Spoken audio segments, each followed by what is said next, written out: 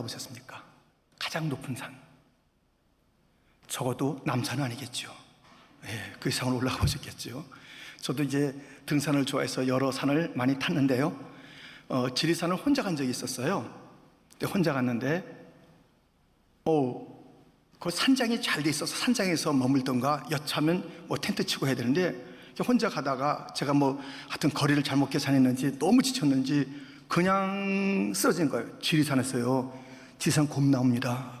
그런데 제가 그러고선 이제 깬 거예요. 추웠을 텐데 추위도 못 느낄 정도로 깊이 잠들었다 깬 것이에요.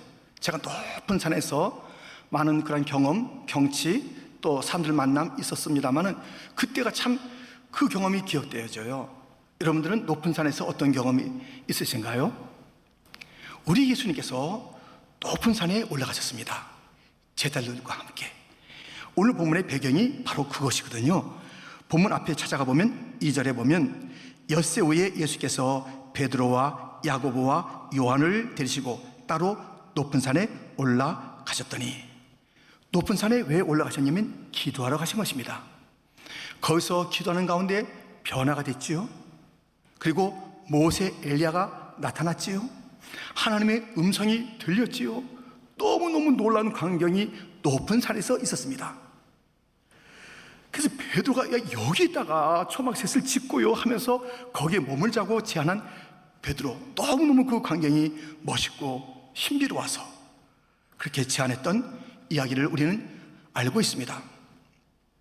그런데 예수님께서는 그곳에 계속 머무는 것이 아니라 다시 이 땅으로, 높은 산에서 이 땅으로 내려오시는 것이에요. 내려와서 보니, 이 땅에 다시 와서 보시니, 그 이야기가 오늘 본문의 이야기인 것입니다.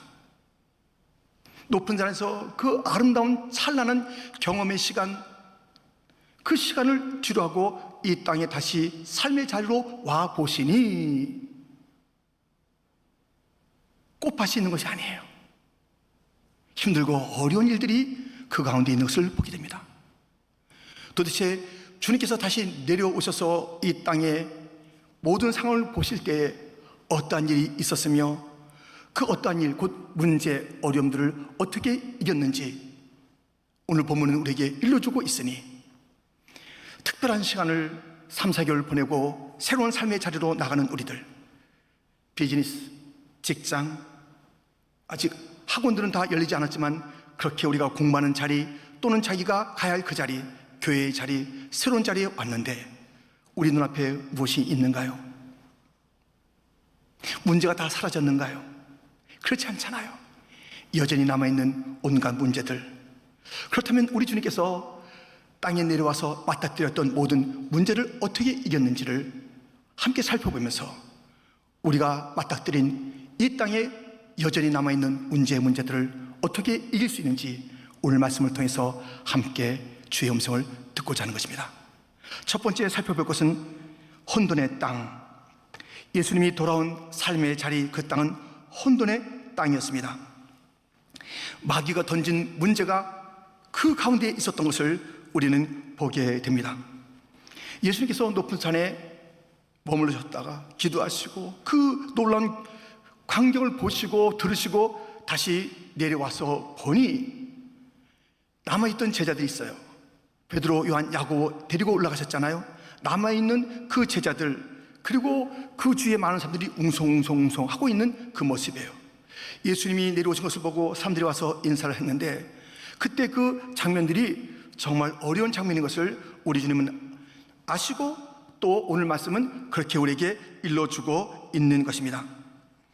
거기에는 귀신 들린 아이의 아버지의 참 그 아픔이 있는 상처의 자리인 것이고, 또 귀신 들려서 말 못하게 하고 그걸 갖다가 죽을 정도로 불에도 물에도 던지는, 쓰러지게 만드는 그런 일들이 있는 참혹한 그런 땅인 것입니다. 본문 17절 18절을 보면 무리 중에 하나가 대답하되 선생님, 말 못하게 귀신 들린 네 아들을 선생님께 데려왔나이다. 귀신이 어디서든지 그를 잡으면 거꾸러져 거품을 흘리며 이를 갈며 그리고 파리해지는지라. 내가 선생님의 제자들에게 내쫓아 달라 했으나 그들이 능히 하지 못하더이다. 얼마나 이 아들 때문에 힘들겠습니까? 저 아이가 뭐 기침만 해도, 조그만 가시만 찔려도 밥을 잘 안 먹겠다 이렇게 해드려도 너무 염려되고 힘들지 않습니까? 근데 이렇게 참 힘들고 비참한 상황 속에 있는 그 아이, 예수님의 놀라운 그 능력을 알고 있었던 터라 예수님의 제자들, 함께 했던 제자들, 그들에게 데려와서 자기의 아이를 좀 고쳐달라고 했는데 그 기대감은 어디로 사라지고 큰 실망, 그 귀신을 내쫓지 못하고 어려움을 해결하지 못한 그 현장 속에 이 아버지는 여전히 아픔을 가지고 있는 것을 보게 됩니다. 기대했는데 실망했다는 것이에요. 예수님께서 내려온 그 자리는 실망의 자리, 사람들이 실망으로 힘들어하는 그 자리에 오시는 것입니다. 이렇게 귀신 들린 아들을 고통스럽게 가슴에 품고 또 그 현장에서 고쳐달라고 제자들에게 이제 예수님에게 데리고 나온 그런 그 모습을 우리는 보게 되는데요. 예수님께서 내가 지금 산에서 큰 경험을 하고 내려왔는데 피곤한데 내가 정말 그냥 하늘의 아버지의 음성도 들었는데 지금 이런 문제에 내가 지금 관여할 때가 아니지, 좀 쉬고 좀 피하고 싶고 이러셨나요? 우리 주님 그러지 않았습니다. 이 문제, 이 고통, 이 상실, 이 실망 가운데 우리 주님의 하시는 말씀을 들어보세요. 본문 19절부터 대답하여 이르시되 믿음이 없는 세대여, 내가 얼마나 너희와 함께 있으며 얼마나 너에게 참으리요, 그를 내게로 데려오라 하시매, 이에 데리고 오니 귀신이 예수를 보고 곧 그 아이로 심히 경련을 일으키게 하는지라. 그가 땅에 엎드러져 구르며 거품을 흘리더라. 예수께서 그 아버지에게 물으시되 언제부터 이렇게 되었느냐 하시니 이르되 어릴 때부터니이다. 우리 예수님께서는 그 문제를 가지고 오라는 거예요. 우리 주님은 문제를 외면하는 분이 아닙니다. 이 땅에 오셔서 주님께서 무엇을 하시겠다고 말씀하셨습니까? 나는 의인을 부르러 온 게 아니야, 죄인을 부르러 왔다. 나는 건강한 자를 위해서 온 것이 아니야, 병든 자를 위해서 왔다. 문제의 자리에 그 문제를 해결하기 위해서 오셨다는 주님이십니다. 우리 주님께서 변화산에서 내려와 보니 이 참혹함이 있는 것이에요. 이 문제가 있는 것이에요. 이 문제를 외면하지 않습니다. 그 문제 가지고 오라, 주님께서 말씀하고 있습니다. 언제부터 이렇게 됐는지 주님 아시잖아요. 그런데 묻는 거예요. 언제부터 그렇게 됐지? 어릴 때부터. 이 문제가, 이 땅의 문제가, 일적인 문제가 해결 안 되고 그대로 있는 것이에요. 거기다 플러스 새로운 실망이 그 아버지에게 생긴 거예요. 예수님의 제자들에게는 어떤 그런 희망의 그 빛이 있을 것이야. 그런데 그것이 실망으로, 예전에 있던 문제는 그대로 있고 새롭게 추가된 그 문제, 실망, 기대했는데 실망이라는 그 자리로 우리 주님께서는 오셔서 그 문제를 내게로 가져오라 말씀하시고 있는 거예요. 그래서 두 번째로 살펴볼 것은 믿음의 말인 것입니다. 믿음의 말. 이런 어려운 상황 속에서 참혹함이 있고 더 문제가 깊어지고 있는 이 상황 속에서 그 아버지의 이야기를 들어보세요. 22절. 귀신이 그를 죽이려고 불가물에 자주 던졌나이다. 그러나 무엇을 하실 수 있거든 우리를 불쌍히 여기사 도와주옵소서. 무엇을 하실 수 있거든 우리를 불쌍히 여기사 도와주옵소서. 자기 아들의 그 비참함 해결 안 됐잖아요. 또 새로운 실망까지 있어서 탄식이 깊어지잖아요. 그런데 그 제자들의 스승이요, 놀라운 역사를 이루신 예수님이 오셨는데 제자들도 별 그런 뼈추간 수가 없었어. 예수님 잘 따라다니고 그랬는데 무엇인가 희망의 빛이 하나도 없었어. 예수님이 오셨는데 그냥 지나가고 말 일이지만 큰 기대를 갖지 않고 무엇을 하실 수 있거든 좀 불쌍하게 도와주실래요? 이렇게 한 거예요. 여러분들, 말이 이래서는요 해결이 안 됩니다. 지금 말로 해결할 그 일들이 있어요. 주님께서 이 말을 너무너무 싫어하시는 거예요. 이런 말을 너무너무 싫어하시는 거예요. 예수님의 말씀을 들어보세요. 23절, 예수께서 이르시되 할 수 있거든이 무슨 말이냐, 믿는 자에게는 능히 하지 못할 일이 없느니라 하시니, 너 지금 무슨 말 하고 있느냐? 흐릿한 말, 애매모호한 말, 여전히 의심이 있는 말, 실망이 섞인 말, 이런 말 가지고는 안 된다는 것이에요. 너 지금 무슨 말 하고 있는 것이냐? 이 아버지가 극한 상황 속에서 아들의 문제를 끌어안고 있는데 실망에 실망, 또다시 실망을 안 하겠다고. 실망 안 하려면 뭐 하는 것이에요? 기대하지 않으면 되잖아요. 기대하지 않으면 실망 안 하니까 큰 기대를 하지 않으면서 적당한 말을 하는 것이에요. 할 수 있거든 그저 좀 도와주세요. 큰 기대해서 큰 실망 안 하겠다는 거예요. 그런데 이런 말은 주님께서 원하는 말이 아니에요. 무슨 말을 하고 있느냐? 믿는 자에게는 능히 하지 못할 일이 없다. 믿는 자는 모든 것을 할 수 있다고 우리 주님은 믿음의 말씀을 선포하십니다. 그리고 이렇게 주님의 말과 사역은 이어집니다. 25절부터 예수께서 무리가 달려와 모이는 것을 보시고 그 더러운 귀신을 꾸짖어 이르시되, 말 못하고 못 듣는 귀신아, 내가 내게 명하노니 이 아이에게서 나오고 다시 들어가지 말라 하시매, 귀신이 소리 지르며 아이로 심히 경련을 일으키게 하고 나가니 그 아이가 죽은 것 같이 되어 많은 사람이 말하기를 죽었다나 예수께서 그 손을 잡아 일으키시니 이에 일어서니라. 아멘. 나가라 귀신아. 그 사람들이 나갔어요. 가만히 있으니까 죽은 줄 알아요. 이미 살아난 것이에요. 그 살아난 아이를 일으킨 거예요. 말씀하시니까 그렇게 되는 것이에요. 여러분들, 이 어려움, 그 어려움 속에서 중요한 것은 믿음의 말을 하느냐 안 하느냐예요. 여러분, 여러분의 언어는 어떤 언어입니까? 부정적인 언어입니까?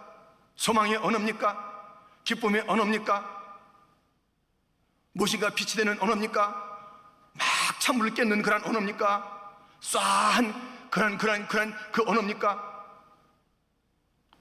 우리는요, 이 언어가 얼마나 중요한지 믿음의 말 하라 이거예요.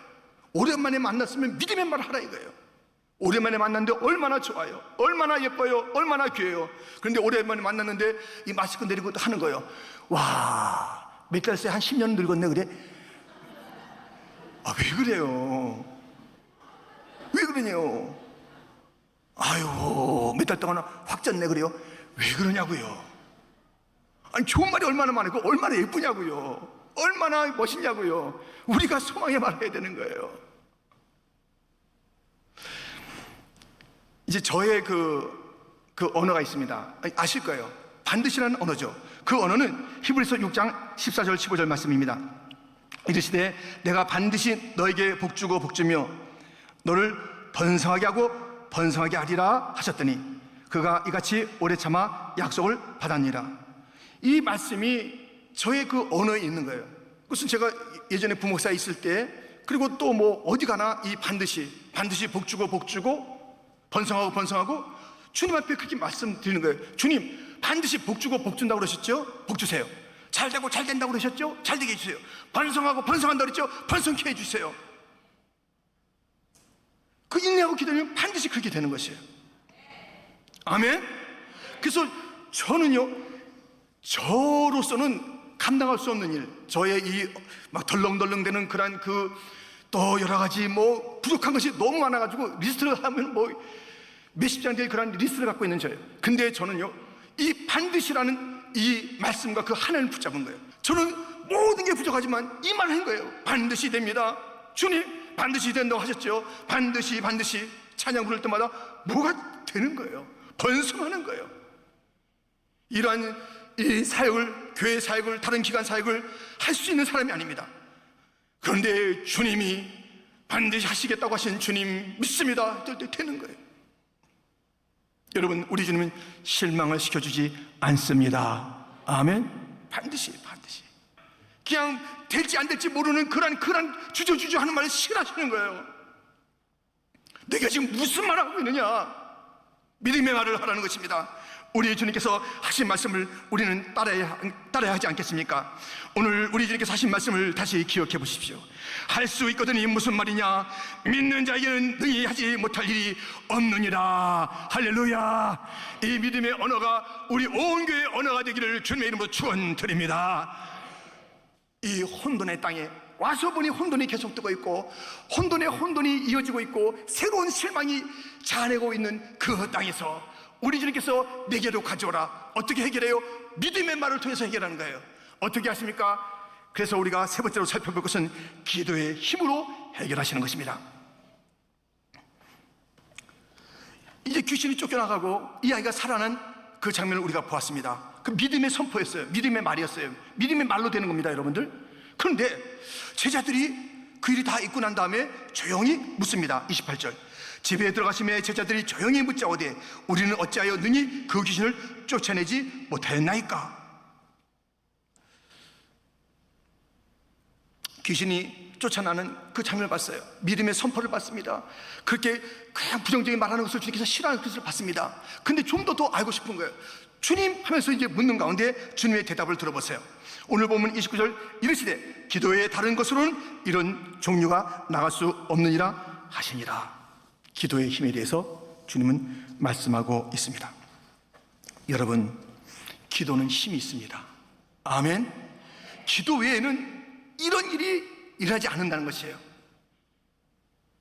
믿음의 선포하지만 그 믿음을 갖게 되기 위해서는 기도가 있어야 되는 거 아니겠어요? 기도하는 자가 그 믿음을 갖는 거 아니겠어요?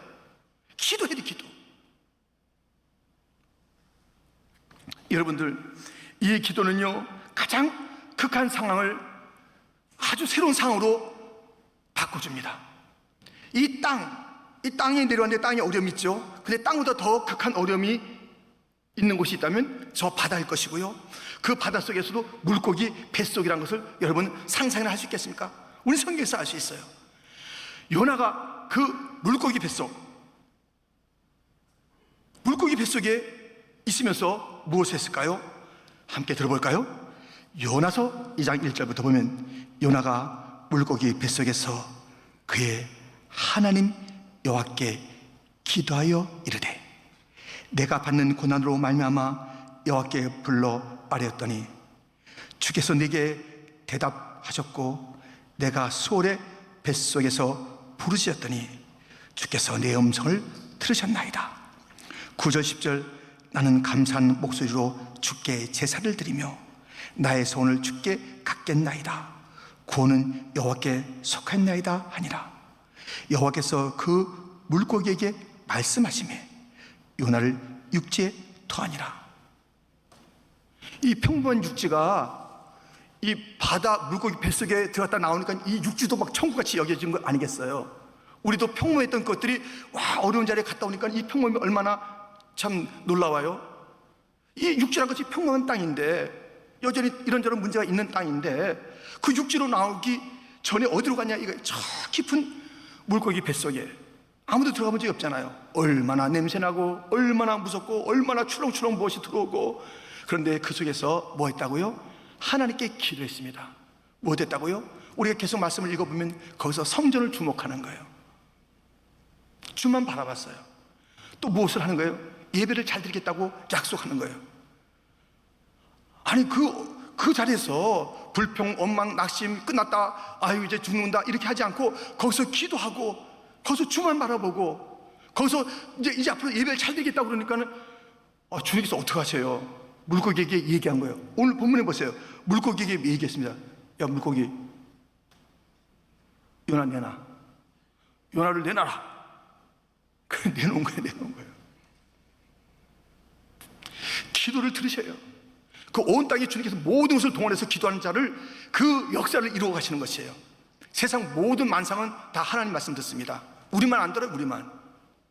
잠잠하라면 잠잠하고 일어서라면 일어섰고 내놓으라면 내놓고 다 세상 만상 다 듣는데 우리 인간만 이렇게 말을 안 듣는 거예요. 하나님의 형상으로 지음받는 우리들이. 이러한 그 요나가 불순종하다가 그러한 자리에 들어가서 기도하는 거예요. 기도했더니 그 기도 가운데 주님께서 물고기 뱃속에서 그를 무치로 육지로 나오게 하신 것이에요. 어려운 가운데 기도하는 거예요. 기도는 주만 바라보는 것입니다. 여러분들 주를 바라봐야 돼요. 주만 바라볼지라.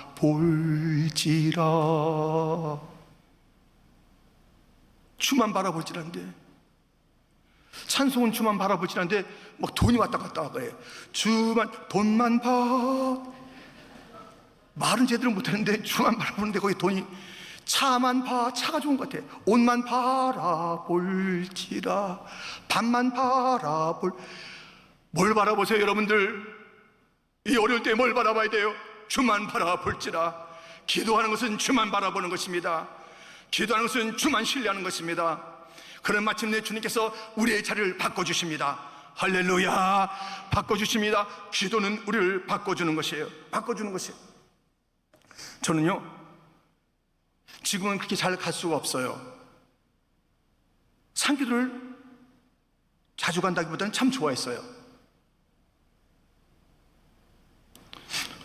하여튼 산기도를 즐겨 했는데요, 제가 총신 나왔는데 총신의 그 뒤 야산에 학교에서 파놓은 기도굴이 있고요, 또 우리 선배들이 가서 기도했던 기도의 자리들이 그 야산에 있었어요. 지금은 아마 그것이 다 깎이고 새로운 건물이 들어섰다라는 것을 들었는데요, 제가 이제 다닐 때는 그렇게 기도의 굴이 있는 거예요. 일주일도 몇 차례 올라갑니다. 수업이 없는 시간에 올라가는 거예요. 올라가서 거기서 기도하는 거예요. 그리고 친구들과 함께 올라가서 기도하는 것이에요. 산기도를 하는 거예요. 그러고 나서 제가 학교를 졸업하고 나서도 산기도, 기도원에 가는 게 아니라, 기도원 갈 일도 있지만 기도원이 아니라 그냥 야산에 가서 기도하는 거예요. 그래서 저 혼자 가기도 하고 제 아들을 데리고 가기도 합니다.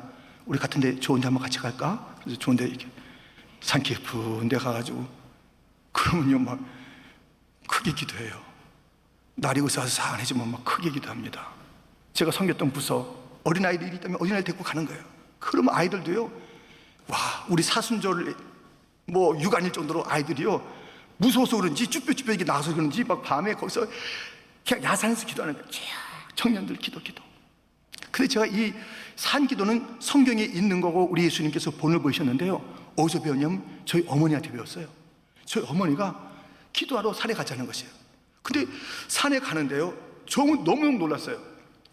왜 놀랐냐면 산에 가서 기도하자는 것도 놀랐는데, 그런데 산에 올라가는데 보통 아까 말씀드린 높은 산도요 다 길이 나 있어요.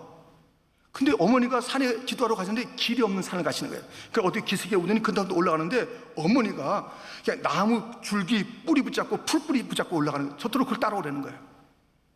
길이 없는 데 가셔서 기도하자 그런 거예요. 너무 훗날 제가 생각했어요. 그래서 저는 그 아버님에게 눈물의 기도를 배웠고요, 어머니에게 그 야성의 기도를 배운 거예요. 어머니에게 야성의 기도. 어머니가 이렇게 부르셔서 그 자신이 가난한 장로님의 아내로, 그리고 자기가 낳지 않은 일남 5녀의 그 집안의 어머니로 오셔서 그 힘든 세월을 보내고 그 아들이 방황할 수 있는 그런 그 일들이 많았는데도 방황보다는 목회의 길을 가도록 해준 그 힘이 기도 가운데 있었다는 것을 알게 됐어요. 산이면 산으로 가서 집에서는 집을 야성으로 삼아서 몇 며칠씩 몇십일씩 기도하시면서 그 기도의 힘으로 자기 자신의 어려움을 이기고, 그리고 가정을 섬겼던 어머니, 교회를 섬겼던 어머니가 기억납니다. 여러분, 기도에는 힘이 있어요. 기도에는 힘이 있습니다. 바꾸는 힘이 있습니다. 나를 바꾸고 환경을 바꾸고 자리를 바꾸고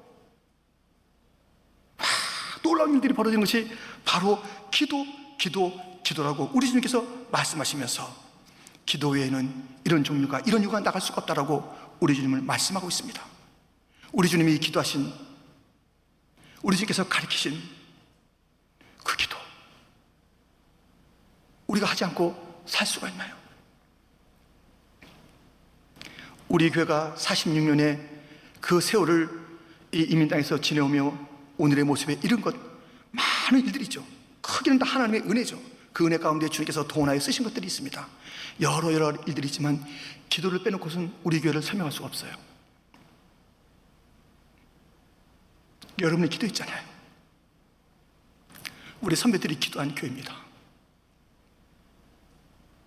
새벽마다 목 놓아 울었던, 사순절이 오라 기다리며 벅차게 그 문을 열자마자 달려와서 기도하는데 40일을 하루같이 그냥 기도하는 그런 성도들의 그 기도, 가정에서 또는 병상이면 병상에서, 지금도 이 예배에 나오고 싶은데 여러 가지 상황 속에서 나오지 못하는 그 자리가 여러분 기도의 자리가 아닙니까? 여기 이 본당이 기도의 자리가 아닙니까? 우리가 있는 그 자리는 기도의 자리가 아닙니까? 기도는 놀라운 힘이 있습니다. 아멘, 아멘. 우리는 이 힘을 놓치지 않는 거예요. 기도의 힘.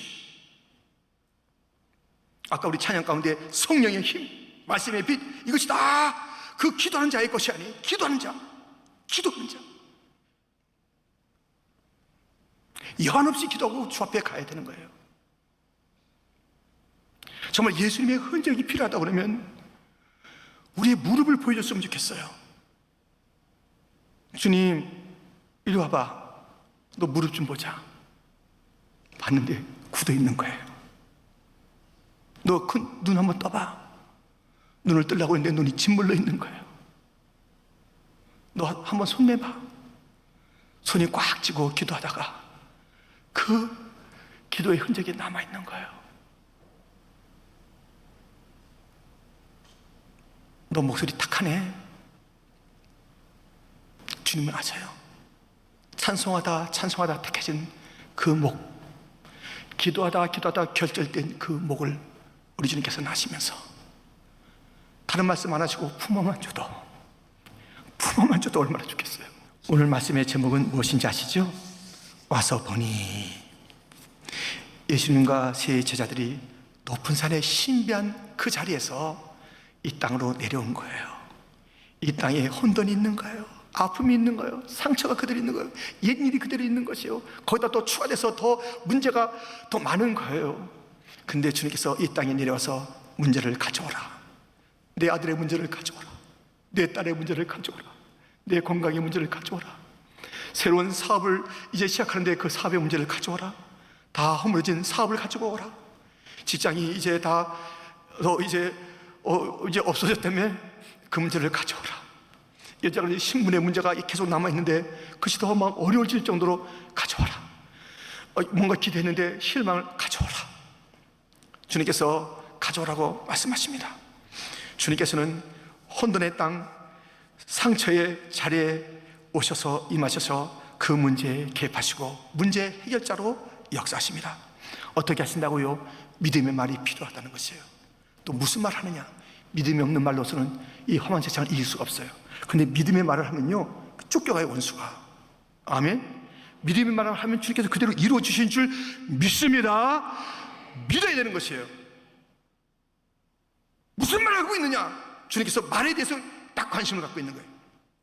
믿음의 말을 해야 하는 것입니다. 주님께서는 제자에게 마지막으로 설명하셨는데, 주님께서 변화산에서 기도하셨잖아요. 기도의 힘이다. 이렇게 할 수 있는 것은 기도의 힘이다.